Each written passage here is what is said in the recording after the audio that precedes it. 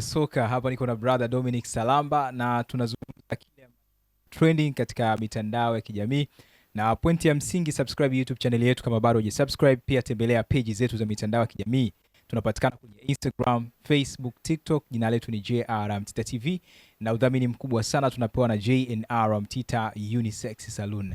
Brother Dominic Salamba, habari? Mimi niko vizuri kabisa. Kwa fresh kabisa. Namshukuru Mwenyezi Mungu. Nimekutafuta tuzungumze kidogo. Naona kwenye mitandao ya kijamii kuna tetesi mbalimbali ambazo zinakuwa zinaendelea hivi sasa, na kwa upande wa Young Africans tuzungumzie zaidi mchakato wa kutafuta kocha mpya atakuja kuhudumu Young Africans. Kwa sasa tunafahamu ambaye anakaimu ni Moalin. Linatajwa jina la aliyekuwa kocha wa Simba Sports Club ambaye Fadlu Davis shapita Simba. Labda hizi tetesi zina ukweli upi ndani yake? Anafikiri ni kipindi chake, kwa sababu ukiangalia kwa sasa hivi Yanga hawana mwalimu mkuu, kwa maana kwamba mwalimu ambaye anasoma kama ndio manager wa timu. Wana mwalimu msaidizi wa muda ambaye ni Moalin akisaidiana na mwalimu Patrick Mabedi, ndio wako na timu. Kwa hiyo obviously mwisho wa msimu watakwenda kutangaza mwalimu mwingine. Kwa hiyo inapokuwa ikifika wakati huo, ni jambo la kawaida kuweza kuona watu wakijaribu kuperspect, kufikiria na kunusa na anaweza kaja kuwa mwalimu. Wengine wanamzungumzia na mwalimu Fadru, kuna wengine wanamzungumzia mwalimu Miludi, kuna wengine wanamzungumzia mwalimu Lodi Makoena, kuna wengine wanamzungumzia mwalimu Sidi Lamoviki. Kwa hiyo imekuwa kila mtu anajaribu kutaka kufikiria nani ambaye kunusa, nani ambaye anaweza kaja kuwa ni mwalimu wa Yanga. Lakini kimsingi mpaka saizi Yanga hawajaweka bayana na hawajauanza huo mchakato wa kutafuta mwalimu mpya, kwa sababu sasa wameo concentrate na kuweza kutafuta ubingwa wa 5, lakini pia kuweza kumalizia msimu wakiwa na mafanikio, then baada ya hapo ndio waweze kuendelea na utaratibu mwingine. Kwa hiyo zote ambazo zinazungumzika bado sio taarifa rasmi, ila kama utaratibu ungekuwa umeanza hapa ingekuwa nafasi ya kuweza kukujulisha. Na kwa hawa ambao wanaandika tetesi kama hizo, unadhani kwa hawa makocha wanaozungumziwa walishapita hapa Tanzania, wana nafasi ya kurejea tena pengine kuifundisha Young Africans? Inawezekana, kwa sababu ni walimu wakubwa. Mpira wa Afrika ni ule ule, makocha ni wale wale tu. So na umetoka kwa mfano mwalimu Fadru ametoka Simba ameenda Raja Casablanca, ni timu kubwa Raja ambayo ina historia kubwa. Ukiangalia mwalimu Sidi ametoka Yanga ameenda Belouizdad, ukiangalia mwalimu Miludi alitoka Yanga kaenda Al Masry. Kwa hiyo ni Sweden Ismailia. Kwa hiyo ni jambo la kawaida kwa walimu wao kuweza kupishana. Anaweza kawa sehemu moja akafanya vizuri, sehemu nyingine akaenda akafanya vizuri. Leo nimeona tatizo nyingine wanazungumzia mwalimu Pedro anaweza akaja kujiunga na Azam. Sasa unaweza kuona kwa kutoka Yanga wanaenda huko. Kwa hiyo ni kwenye mpira walimu ni wale wale, timu ni zile zile, isipokuwa tu ni kuweza kumatch na kuweza kumiti yale mahitaji ambayo atakufanya uendelee kukaa au kishindo uweze kuondoka. Wengine wanatamani kuona sura mpya zaidi, wanaamini kwenye wapya unaweza kupata kitu kipya. Sasa hiyo ni riski pia, kwa sababu upya una faida kitu na hasara zake. Kuna kuweza kuyazoea mazingira pia, unaona, kuweza kuzoea mazingira jinsi yalivyo na kuweza kuyaadapt kwa haraka. Kwa hiyo wakati mwingine kuna faida na hasara. Ukimchukua mwalimu ambaye amekuja kwenye sehemu ambayo ni mara yake ya kwanza kabisa, itamlazimu aanze kujifunza tamaduni, aangalie vitu vingi, na wakati huo unaingia kwenye timu ambayo ina pressure, timu ambayo inataka mafanikio. Ujue Yanga na Simba tofauti na Azam. Azam wanaweza kumvumilia mwalimu msimu mzima kwa sababu wao hawana pressure kubwa nje ya kiwanja matokeo. Nikwambia leo ingekuwa mwalimu mwingine, kwa wale angekuwa mwalimu kwa kama mbata mwalimu Ibenge angekuwa yuko Azam na yuko Simba na Yanga ya ligi, wangeshamfukuza. Uwezi kutoa sare 10 afu watu wanakuangalia tu, unaelewa? Lakini kwa Azam imewezekana, ana sare 10, amepoteza mechi lakini bado yupo na yupo comfortable, na hata kama akiondoka si kwa sababu amemfukuza, ni pengine kutokana na maslahi mengine. Lakini Yanga na Simba uwezi kwenda sare ya kwanza, ya pili, ya tatu, ya 4, watakufukuza. Kwa hiyo ni timu ambazo zina pressure. Kwa hiyo wakati mwingine ni vyema kumpata mwalimu ambaye akija anakuja kuingia moja kwa moja kwenye utaratibu na kufanya timu iweze kurudi katika hali ya ushindani.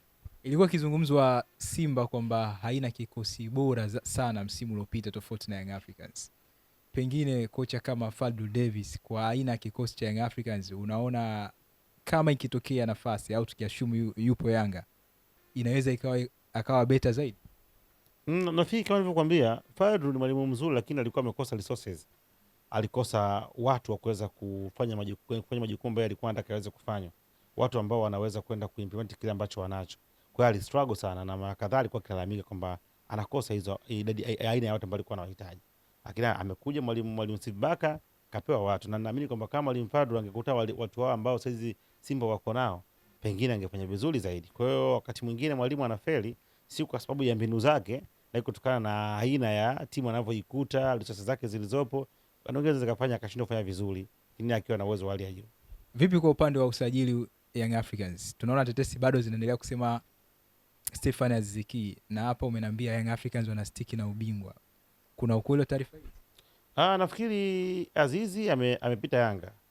Azizi amepita Yanga, amecheza Yanga, ni kipenzi cha wana Yanga, wanamkubali, lakini pia ana kile ambacho amekifanya, na ameondoka Yanga katika njia nzuri tu, akaondoka katika mazingira magumu unaweza kuona, lakini pia Azizi ana faida nyingine, ni kwamba ni kama nusu Mtanzania kwa sababu ameweza kuoa hapa Tanzania. Kwa hiyo kuna wakati inakuwa ni rahisi kuweza kumshawishi na kuweza kuja, kwa sababu ni mazingira ambayo hata kama asipokuwa Yanga lakini bado utaendelea kumuona kwa sababu ana familia hapa.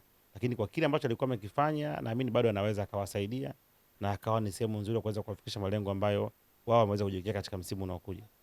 Nafasi yake ndani ya Yanga kwa sasa unaiona? Ipo, kwa sababu toka ameondoka bado sijaona pakiwa pana mtu ambaye ameweza kufill ile gap kwa uwezo mkubwa, ingawaje timu imechange namna ya uchezaji, lakini kwa experience yake na ukubwa wake akifika anaweza akacheza. Pengine unategemea kuona nafasi zipi zikifanywa maboresho zaidi msimu unaofuata? Wachezaji wengi sana. Mimi naona kama Yanga akibakiza wachezaji 5 wa kigeni au 4. 5 au 4? Yeah. Kwa mimi ninavyoona. Kwa hiyo watakwenda kufanya lishafo kubwa sana. Kubwa sana. Yaani ni miongoni mwa kipindi ambacho Yanga watakwenda kusajili wachezaji wengi sana. Na inaweza ikawa ina faida au ina hasara, kwa sababu utakwenda kundi kikubwa la kuweza kuanza nalo upya. Kwa hiyo lazima upate muda wa kutosha kuweza kuliandaa ili uingie katika rhythm na kuweza kutetea yale ambayo ulikuwa unahitaji katika msimu husika. Upande wa wazawa labda pengine unaona kuna nafasi pia kufanya marekebisho mengi, pia wachezaji wengi ambao watakiwa waweze kupungua, kwa sababu tushakuona kwamba wamekana nyota wengi ambao kimsingi si wabaya, lakini hawawezi kwenda kuadi kitu kingine kipya, na siku zote timu inabadilisha malengo. Ukiangalia msimu huu wameshia kwenye hatua makundi, kwa hiyo wangetamani msimu unaokuja pengine wafike katika hatua ya robo finali au nusu finali. Sasa huwezi kuwa na watu wale katika aina ile na ukapata matokeo tofauti. Ukiwa na watu wale katika aina ile utapata kitu kile katika msimu ule. Kwa hiyo ni kwa tofauti. Neno lolote una kipi cha kuambia wadau wa soka, mashabiki ambao kutazama? Nafikiri tupo katika hatua za mwisho za msimu, ingawaje definitely naona ni msimu mgumu na ni kama ulikuwa unakwenda vizuri, lakini kwa hiki ambacho kinakwenda kutokea, kwa maana kwamba World Cup inakwenda kuanza alafu si ligi bado inaendelea. Kwa hiyo naona kama ilikuwa ni ligi nzuri ambayo ingeweza kutoa ushindani mpaka mwisho, lakini kwa mwingiliano huo inaweza kwenda kupoteza yani ule msisimuko, kwa sababu uwezo ukawa huko na World Cup huko na ligi, yani una mechi ya Brazil pengine sio na Costa Rica au sio na Senegal, alafu kuchana na mechi si Mtibwa na nani, kidogo itakwenda kupunguza ile concentration, kwa sababu ni tukio ambalo la dunia lile linatokea mara moja baada ya miaka 4 na kila mmoja angependa kuweza kuwa ni sehemu ya kuweza kushuhudia kile ambacho kinafanyika. Kwa hiyo iko na ambacho mimi binafsi kimenikata kidogo, na nafikiri kwamba for the next time si wenye mamlaka wanaoandaa hivi vitu basi wao wana consider vitu vingi ambavyo vinakwenda kutokea ili kuhakikisha kwamba ule msimuko ambao tulikuwa tunatarajia uendelee kufika mpaka mwisho, kuliko hivi ambavyo unakuta watu unawagawanya kihisia, wengine waende huku wengine waende huku, wakati mwingine inakuwa sio afya kwa mustakabali wa mpira, kwa sababu tunafanya mpira kitu kujifunza kutoka kwa wengine ambao wamefanikiwa, lakini huo mpira wenyewe ndio FIFA ambao ndio World Cup. Fupi, ligi yetu haijaenda na ratiba ilivyo ya dunia. Nafikiri inaweza kama ligi pekee duniani, sijajua, inawezekana tukavunja rekodi, sijafuatilia ligi nyingine, lakini ninachokiona inaweza kama ndio ligi pekee duniani ambayo imeweza kuendelea wakati World Cup ikiwa inaendelea. Ndio ligi pekee nafikiri inaweza kawa ndio tutengeneze historia nyingine ambayo itakwenda kuwa ni ya kwetu. Nikushukuru sana kwa time yako. Karibu tena. Tumezungumza mambo mengi sana hapo. Tuachie comment yako hapo chini, lakini usisahau kusubscribe YouTube channel yetu. Tembelea pia page zetu za mitandao ya kijamii. Tupo kwenye Instagram, Facebook na TikTok. Jina letu ni JR Mtita TV. Na tunapewa udhamini mkubwa sana na JR Mtita Unisex Saloon kwa wale wadada ambao wanapenda kupendeza, mionekano ya kisasa, trending na ile mionekano ya kiasili. Fika katika saluni zetu ambazo zinapatikana pale Mtoni kwa Aziz Ali na Mikwambe Maliasili Kigamboni. Lakini kwa upande wa barbershop tunatoa huduma kwa jinsia zote, kwa wanawake na wanaume. Unaweza kufika pale pia Mtoni kwa Aziz Ali, Temeke Sudani kona ya kwenda Tandika. Tupo pia Buguruni Rozana pale mkabala na kote za polisi. Tupo Mikwambe Maliasili Kigamboni. Tupo Tuangoma pale kwa Sako na Kibada shule mkabala na shule ya msingi Kibada. Tembelea Instagram page yetu kupitia @officialgrmtita_unisex. Kwenye Facebook ni JNR Mtita Unisex Saloon. Karibu upendeze, fahari yetu ni kuona mteja wetu akipendeza. Je, unatafuta saluni ya kike yenye huduma bora ya kisasa na bei nafuu?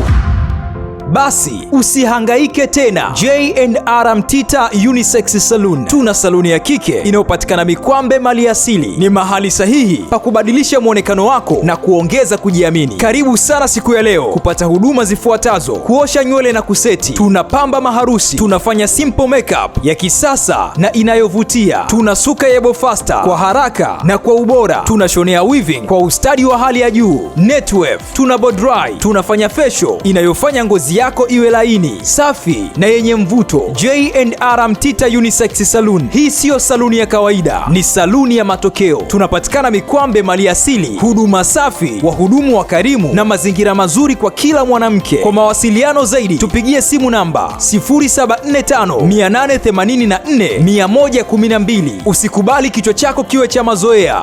J&R Mtita Unisex Saloon. Saluni ya kike inayopatikana Mikwambe. Urembo ni utambulisho wako.